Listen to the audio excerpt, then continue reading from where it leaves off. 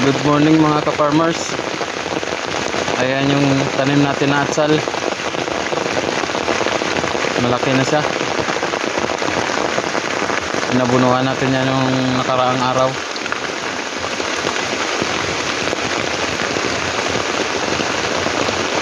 Malakas yung ulan.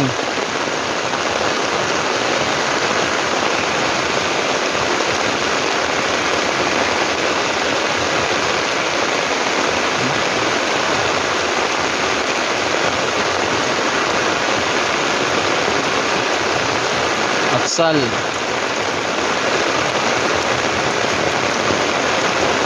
Sana makatama tayo ng magandang presyo pag namunga na.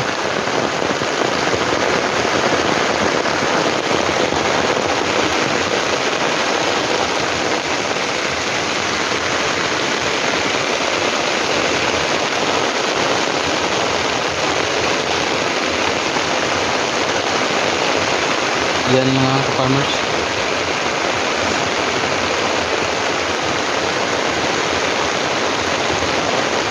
Mabuti na lang naka-plastic mulch siya para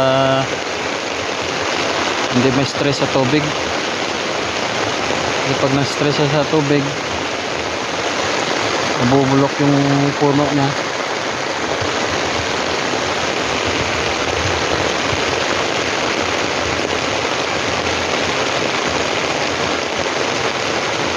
Konti lang naman yung tanim natin.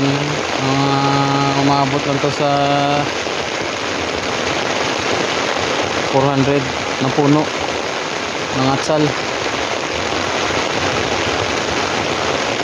Yan, hanggang doon mga ka-farmers. Yan, malakas ang ulan.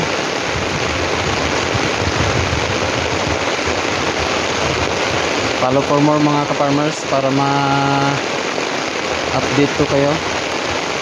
At pakipindot na rin ang like, share and comment. Maraming salamat.